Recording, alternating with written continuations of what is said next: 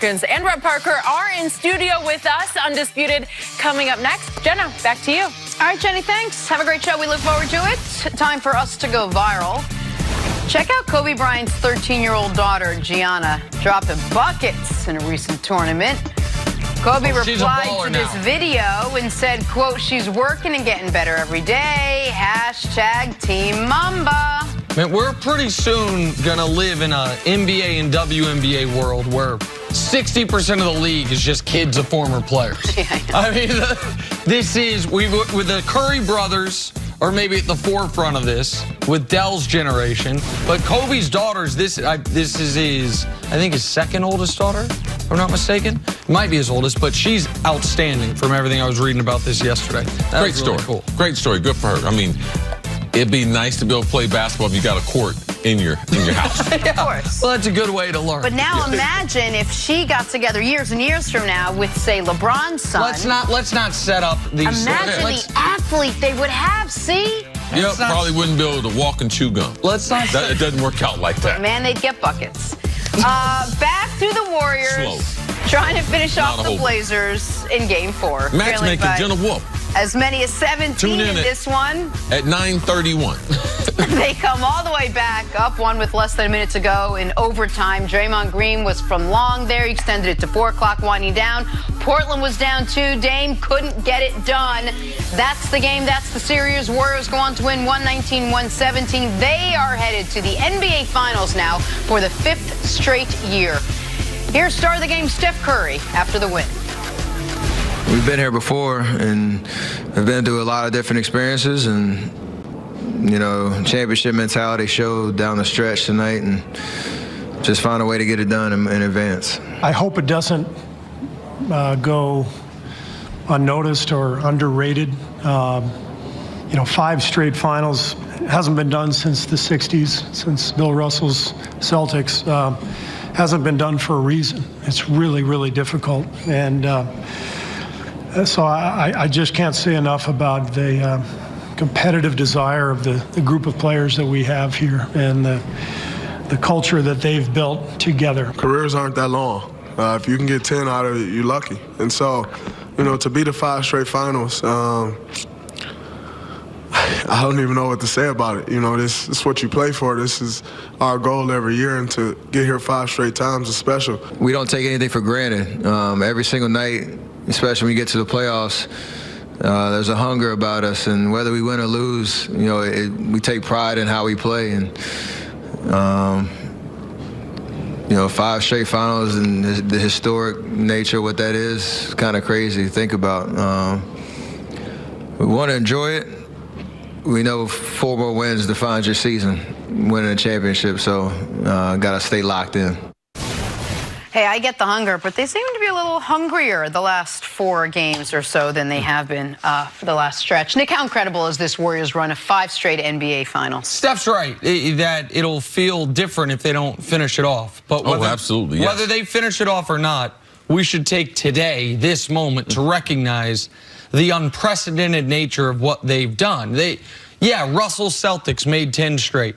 They also, for the first 9 of those, only had to win 1 round of the playoffs. There were only 8 teams in the league. It was a different NBA by any way, shape, and form. Different level of athletes, different number of teams, different amount of fatigue as far as how often you had to play in the postseason. We've never seen a team do this in the modern NBA era. I mean, we can show you the list of teams that have made it 4 straight or more. There's Russell Celtics. There's LeBron, who made it 8 himself, but 4 with one team, 4 with another. So he got, we saw the Heat breaking down. And then LeBron got supercharged with the Cavs, the Warriors. And then look at the 2 teams beneath them. Those are 2 of the greatest teams in NBA history. The Celtics at the peak of their powers. 3 straight league MVPs by Larry Bird. 3 years in a row. McHale, 6th man of the year. Then replaced by Bill Walton as 6th man of the year. Parrish, Dennis Johnson. And those Lakers teams that made it 4 straight times couldn't make it 5 straight. Now they made 7 out of 8, but couldn't make 5 in a row. They had still near his prime Kareem Abdul-Jabbar, a top 5 player, and in his prime, Magic Johnson, a top 5 player. That's what the Warriors have done. And I don't think it's hyperbole to say we could go the rest of our lives and never see it happen again. You can be a 45-year-old basketball fan. You've never seen it happen. We have seen great teams stumble trying to go for their 4th straight. Jordan's Bulls, Jordan retired both times after they went to 3 in a row. Shaq and Kobe's Lakers, they got bounced around 2 when they were going for their 4th straight trip to the finals. The Pistons got swept in the conference finals when they were going for their 4th straight trip to the finals. See, the Warriors have now made it 5 straight.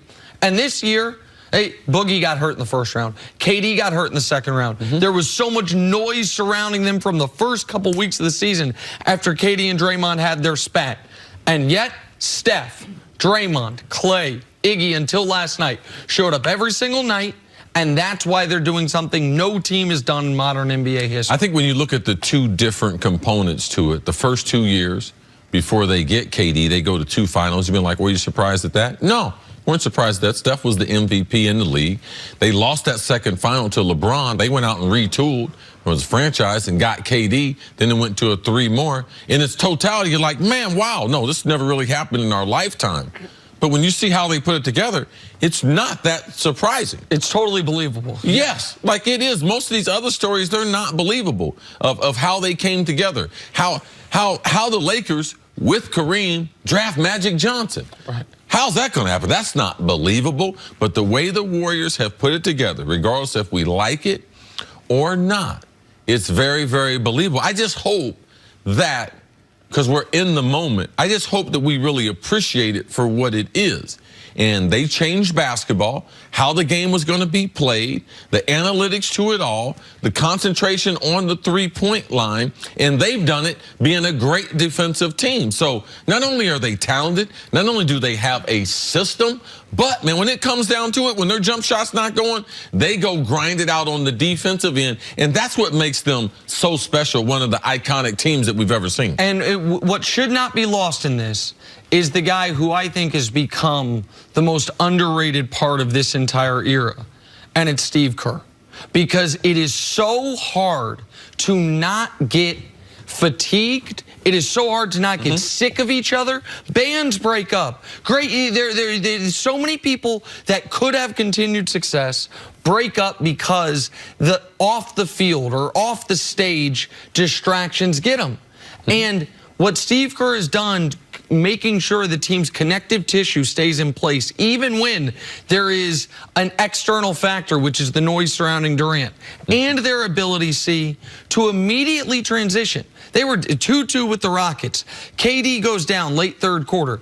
It took them a quarter break between the 3rd and 4th quarter of that series, of that game, Game 5, to go, okay, 2015, 2016 Warriors basketball, go. Draymond run point forward, Steph run around 1,000 screens, Clay do Clay things, and they haven't lost since.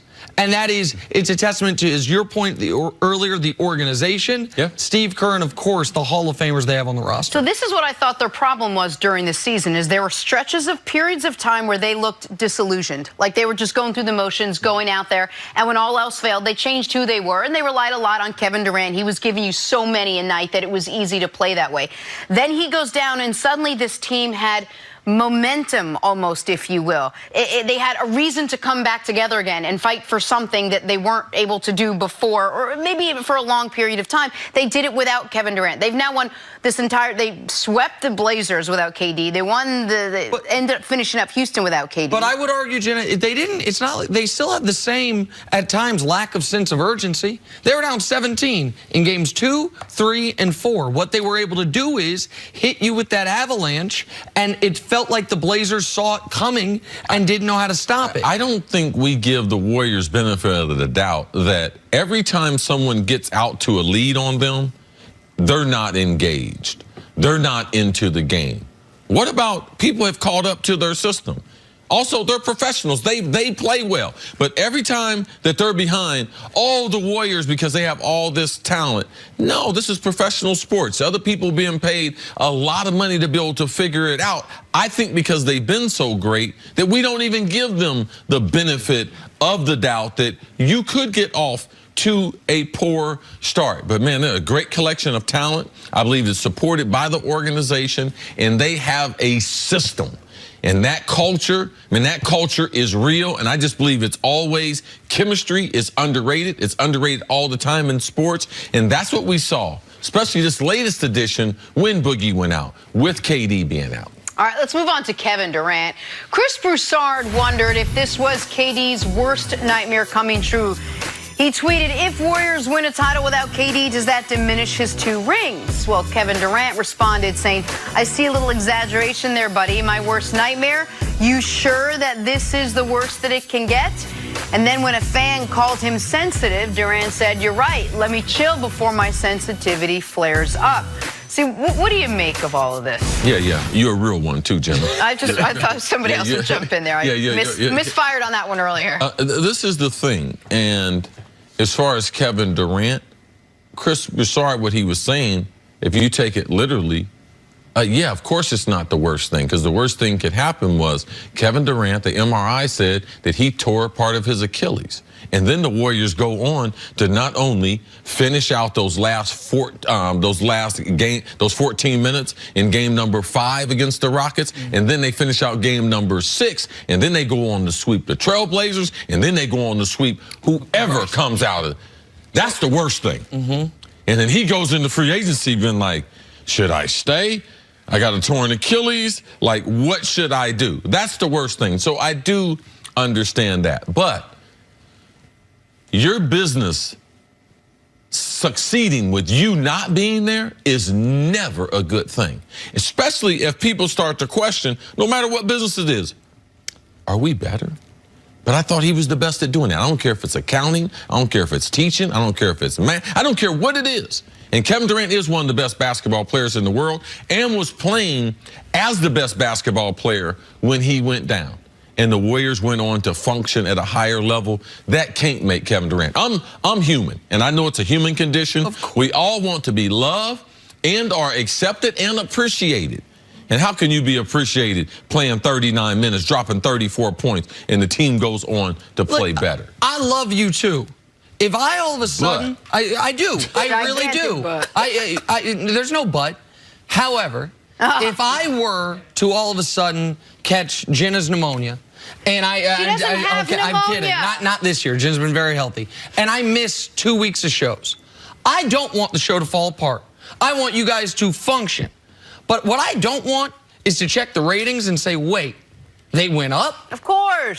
You know what I mean? I just zip it. Chris has more freedom. Right, okay. You're human. It is the human condition. Just get a normal human being, not some weirdo. Okay, all right, well, let's go. That's why I don't get sick. I'm not going to let him run that experiment. The point is, if we're being honest, Durant wanted them to beat the Blazers. Yeah. Do you think he wanted them to sweep them? Do you think he wanted it to be this easy? Do you think he really wanted all of a sudden, Durant was averaging 35 a game. Since he'd gone down, Steph averaging 36. And there is, all of a sudden, it's like, wait, now they're what? They're 34-4 when Steph plays and he doesn't? Remember OKC when he left there? It seemed like Russ got a little bit better. Remember that commentary? Of course, but you know what would have hurt him? Yes. Would have been if they would have won at the same level. Russ's numbers got better out in the first round every single year. Listen, Kevin Durant clapping back at people on social media. He's just decided if he was ever going to learn his lesson on that, it would have been with the burner accounts. It's how he wants to live his life. It's totally his right. But it's, to me, more noteworthy about what Broussard said, which is, yeah, of course he wants the team to succeed, but have a little adversity. Here's I will lay it out real quick before the show ends. The worst case scenario for Kevin Durant is he gets cleared this week, and they're on the road in game 1 of the finals, which they will be against Toronto or Milwaukee. Yep. They would probably be an underdog against Milwaukee. Be totally reasonable for them to lose game 1 of the finals as a road underdog. And then all of a sudden the narrative is, wait, they didn't lose a game. They were 5-3 when your amazing 39-5-5 streak. Undefeated without you. You come back and they lose.